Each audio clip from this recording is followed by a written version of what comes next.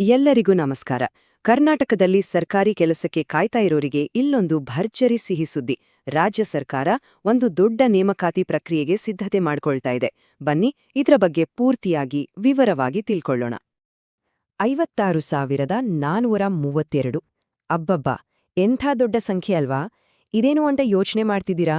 ಬೇರೇನೂ ಅಲ್ಲ, ಇದು ಮುಂದಿನ ದಿನಗಳಲ್ಲಿ ನಮ್ಮ ರಾಜ್ಯದ ಬೇರೆ ಬೇರೆ ಇಲಾಖೆಗಳಲ್ಲಿ ಭರ್ತಿಯಾಗಲಿರುವ ಒಟ್ಟು ಸರ್ಕಾರಿ ಹುದ್ದೆಗಳ ಸಂಖ್ಯೆ. ಇದು ಸಾವಿರಾರು ಆಕಾಂಕ್ಷಿಗಳಿಗೆ ನಿಜಕ್ಕೂ ಒಂದು ಗೋಲ್ಡನ್ ಚಾನ್ಸ್. ನಾವೀಗ ಮಾತಾಡೋ ಪ್ರತಿಯೊಂದು ವಿಷಯಕ್ಕೂ ಒಂದು ಅಧಿಕೃತ ಆಧಾರ ಇದೆ. ಸುಮ್ನೆ ಗಾಳಿ ಸುದ್ದಿ ಅಲ್ಲ ಇದು. ನೋಡಿ, ವಿಜಯ ಕರ್ನಾಟಕದಲ್ಲಿ ಪ್ರಕಟವಾಗಿರೋ ಸರ್ಕಾರದ ಅಧಿಕೃತ ಪ್ರಕಟಣೆಯನ್ನೇ ನಾವು ಆಧಾರವಾಗಿಟ್ಕೊಂಡಿರೋದು. ಸೊ ಇಲ್ಲಿರೋ ಪ್ರತಿಯೊಂದು ಡೀಟೇಲ್ ಕೂಡ ಪಕ್ಕಾ ಮತ್ತು ಸ್ಪಷ್ಟವಾಗಿದೆ. ಸರಿ, ಹಾಗಿದ್ರೆ ಈ ದೊಡ್ಡ ನೇಮಕಾತಿ ಬಗ್ಗೆ ಪೂರ್ತಿಯಾಗಿ ತಿಳ್ಕೊಳ್ಳೋಕೆ ನಾವಿದನ್ನ 4 ಭಾಗಗಳಾಗಿ ನೋಡೋಣ.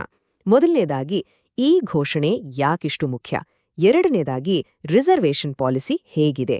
ಮೂರನೇದಾಗಿ, ಯಾರು ಈ ನೇಮಕಾತಿ ಮಾಡ್ತಾರೆ? ಮತ್ತು ಕೊನೆಯದಾಗಿ, ಎಲ್ಲರೂ ಕಾಯ್ತಿರೋ ಪ್ರಶ್ನೆ, ಈ ಪ್ರಾಸೆಸ್ ಶುರುವಾಗೋದು ಯಾವಾಗ? ಬನ್ನಿ ಒಂದೊಂದಾಗಿ ಶುರು ಮಾಡೋಣ. ಮೊದಲಿಗೆ ಈ ಬೃಹತ್ ನೇಮಕಾತಿ ಘೋಷಣೆ ಬಗ್ಗೆನೇ ಮಾತಾಡೋಣ.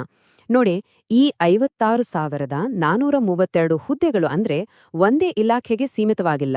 ಬದಲಾಗಿ ಶಿಕ್ಷಣ ಇಲಾಖೆ, ಆರೋಗ್ಯ, ಕಂದಾಯ, ಆಡಳಿತ ಹೀಗೆ ರಾಜ್ಯದ ಬಹುತೇಕ ಎಲ್ಲ ಪ್ರಮುಖ ಡಿಪಾರ್ಟ್ಮೆಂಟ್ಗಳಲ್ಲಿ ಖಾಲಿ ಇರುವ ಹುದ್ದೆಗಳನ್ನ ತುಂಬುಗುರಿಯಿದು. ಇಷ್ಟು ದೊಡ್ಡ ನೇಮಕಾತಿ ಅಂದಮೇಲೆ ಮೀಸಲಾತಿ ಪಾಲಿಸಿ ಅನ್ನೋದು ತುಂಬಾನೇ ಮುಖ್ಯವಾಗತ್ತೆ ಅಲ್ವಾ?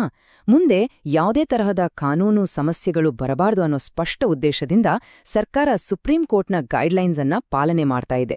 ಅಂದ್ರೆ 50% ರಿಸರ್ವೇಷನ್ ಮಾಡೆಲ್ ಅನ್ನೇ ಫಾಲೋ ಮಾಡಕ್ಕೆ ನಿರ್ಧಾರ ಮಾಡಿದೆ. ಹಾಗಿದ್ರೆ ಈ 50% ಮೀಸಲಾತಿಯನ್ನ ಹೇಗೆ ಹಂಚಿದ್ದಾರೆ? ಈ ಚಾರ್ಟ್ ನೋಡಿ, ನಿಮ್ಗೆ ಕ್ಲಿಯರ್ ಆಗುತ್ತೆ.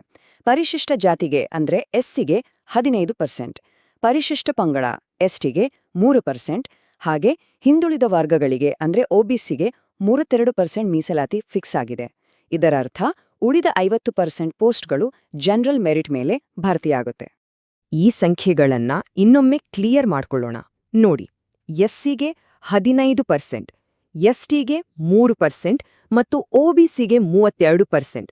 ಈ ಮೂರೂ ಸೇರಿದ್ರೆ ಕರೆಕ್ಟಾಗಿ 50% ಮೀಸಲಾತಿ ಆಗುತ್ತೆ.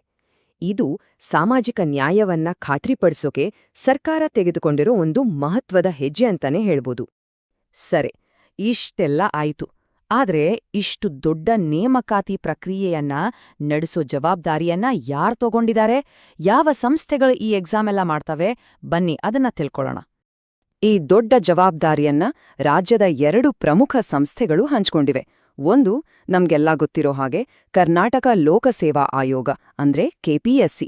ಇನ್ನೊಂದು, ಕರ್ನಾಟಕ ಪರೀಕ್ಷಾ ಪ್ರಾಧಿಕಾರ ಅಂದ್ರೆ ಕೆಇಎ.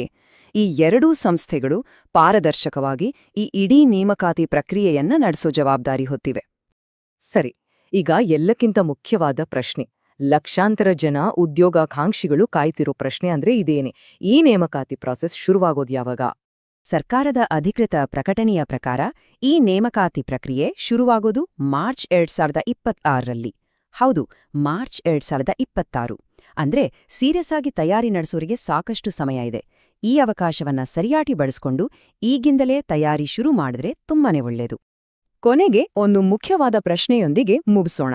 ಯೋಚನೆ ಮಾಡಿ, 56,000ಕ್ಕೂ ಹೆಚ್ಚು ಹೊಸ ನೌಕರರು ನಮ್ಮ ಸರ್ಕಾರದ ಆಡಳಿತ ವ್ಯವಸ್ಥೆಗೆ ಸೇರಿದಾಗ ಅದು ನಮ್ಮ ರಾಜ್ಯದ ಸೇವೆಗಳ ಗುಣಮಟ್ಟದ ಮೇಲೆ, ನಮ್ಮ ರಾಜ್ಯದ ಭವಿಷ್ಯದ ಮೇಲೆ ಯಾವ ರೀತಿ ಪರಿಣಾಮ ಬೀರಬಹುದು? ಇದೊಂದು ನಿಜಕ್ಕೂ ಯೋಚಿಸಬೇಕಾದ ವಿಷಯ ಅಲ್ವಾ? ಈ ಕುತೂಹಲದೊಂದಿಗೆ ಇವತ್ತಿನ ಈ ವಿವರಣೆಯನ್ನ ಮುಗಿಸೋಣ.